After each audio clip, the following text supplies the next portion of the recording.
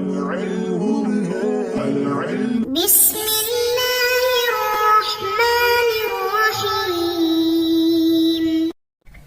اللهم صل على سيدنا ومولانا محمد أفضل صلواتك بعدد معلوماتك وبارك وسلم وصل عليه. بسم اللہ الرحمن الرحیم. عزیز طلباء کرام، مختارات من ادب العرب سے بحمد اللہ تعالی آج ہمارا سبق نمبر 9 ہے اور مقدمۃ الکتاب سے الدرس السابع 7واں سبق ہے. تو بڑھتے ہیں اپنے سبق کی طرف. وہکذا صان اللہ هذه اللغة الكريمة الأمينة للقرآن من الضیاع وانتقلت ثروتها من جیل الى جیل ومن کتاب الى کتاب. اور اس طرح اللہ تعالی نے اس معزز زبان کی جو قرآن کریم کی امانت دار ہے ضائع ہونے سے حفاظت فرمائی اور اس کی دولت نسل در نسل اور کتاب در کتاب منتقل ہوئی حتی جاء دور التالیف والتاریخ فی القرن الثالث والرابع، یہاں تک کہ تیسری اور 14 صدی ہجری میں تالیف اور تاریخ کا دور آ گیا.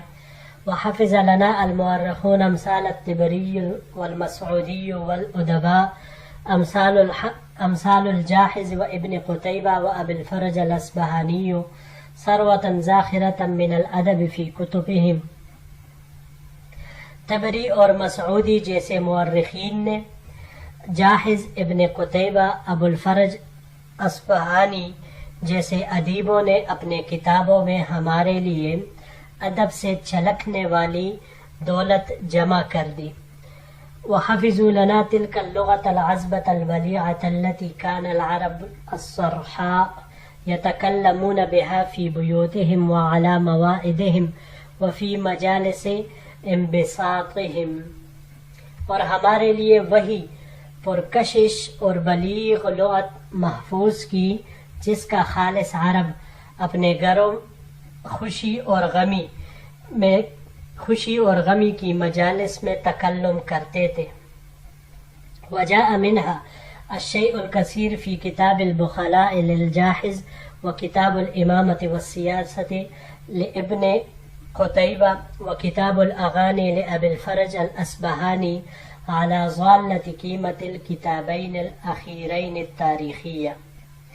اس کا وافر حصہ جاحظ کی کتاب کتاب البخلاء، ابن قتیبہ کی کتاب الامامۃ والسیاست اور ابو الفرج الاصبہانی کی کتاب الاغانی.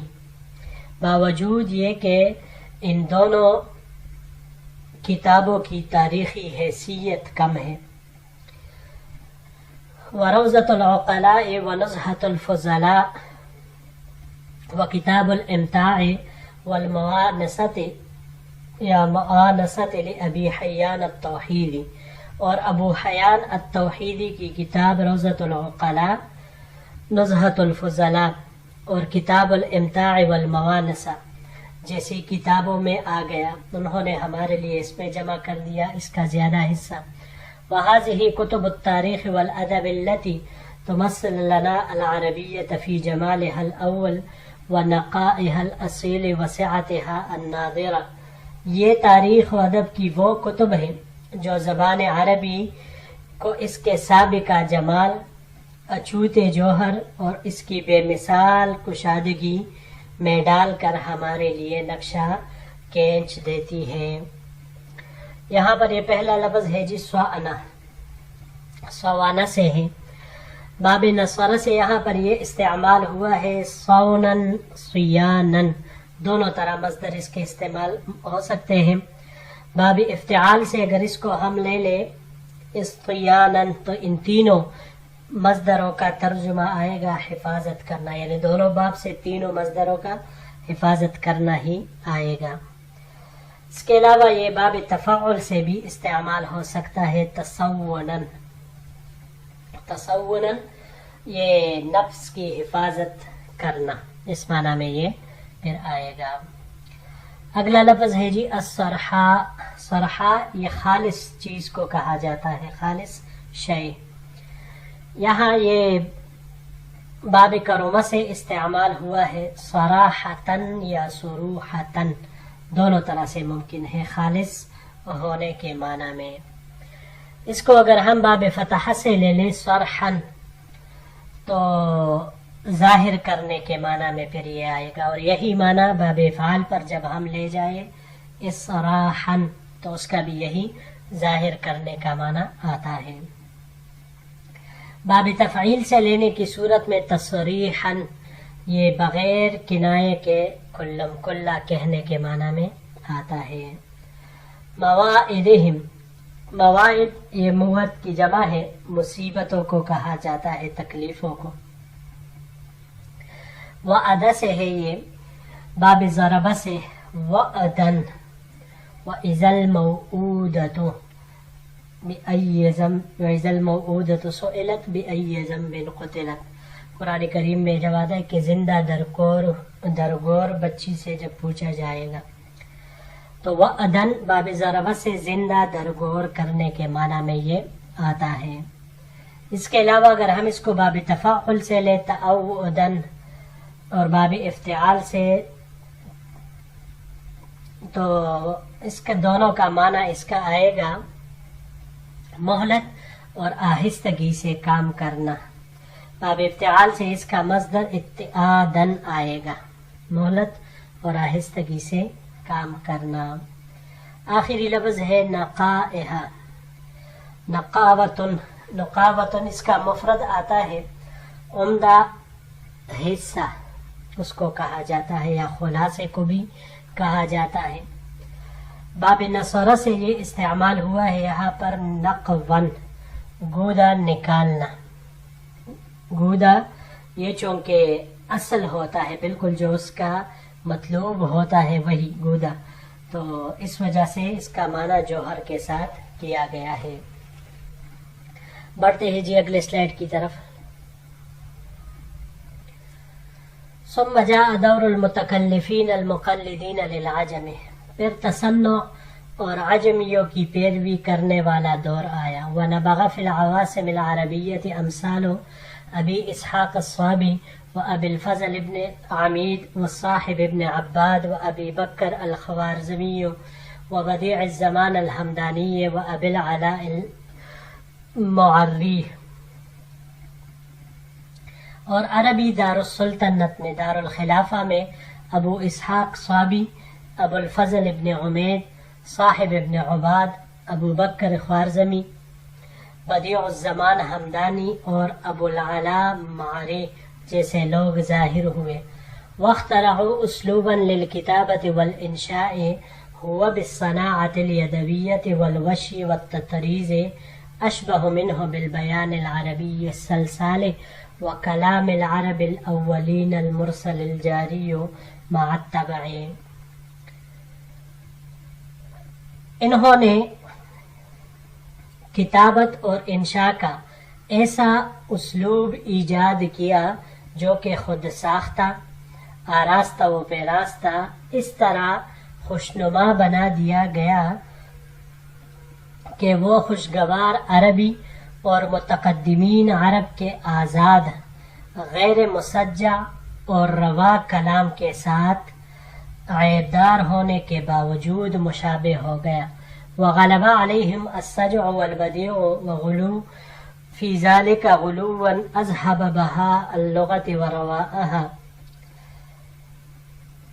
لیکن ان پر اس سجع بندی اور بداغت کا اتنا غلبہ ہوا کہ انہوں نے اس میں ایسا غلو کیا کہ جو لغت عربی کی رونق اور خوشنمائی کو ختم کر گیا۔ وقید الادب بسلاسل واغلال افقدت حریتہ وانطلاقہ وخفت روحہ وجمالہ، اور اس نے ادب کو ایسی زنجیروں اور بیڑیوں میں جکڑ دیا کہ جنہوں نے اس کی آزادی، روانگی، اس کی روح اور جمال کا خفیف ہونا وہ بالکل نظروں سے اوجھل کر دیا۔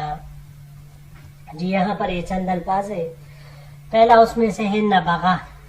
نبغہ یہ باب ضربہ سے نبغن اور باب نصرہ اور فتح سے نبوغن، تینوں ابواب سے تینوں طرح کے مصدر یہ آتے ہیں ظاہر ہونے کے معنی میں یہ آتا ہے۔ اس کے علاوہ یہ باب افعال سے بھی استعمال ہو سکتا ہے انباغن، آنے جانے کے معنی میں۔ العواصم، یہ عاصمتن کی جمع ہے، دار الخلافہ دار السلطنت اس کو کہا جاتا ہے۔ یہ عصمہ باب ضربہ سے یہاں پر استعمال ہوا ہے، عصمن کمائی کرنے کے معنی میں یہ آتا ہے۔ اس کو اگر ہم باب افعال پر لے جائے اعصامن تو پکڑنے، لازم ہونے کے معنی میں یہ آتا ہے، واعتصموا بحبل اللہ جمیعا جیسے استعمال ہوا ہے۔ اور باب افتعال سے بھی یہ اعتصامن ہاتھ سے پکڑنا یہ آیا ہے۔ والوشی، وشی باب ضربہ سے وشین وشیتن، یہ منقش کرنے کے معنی میں آتا ہے، اور باب ضربہ سے اس کا مصدر وشایتن بھی آ سکتا ہے، وشایتن پھر اس کا معنی ہوگا چغل خوری کرنا، اس معنی میں یہ آئے گا۔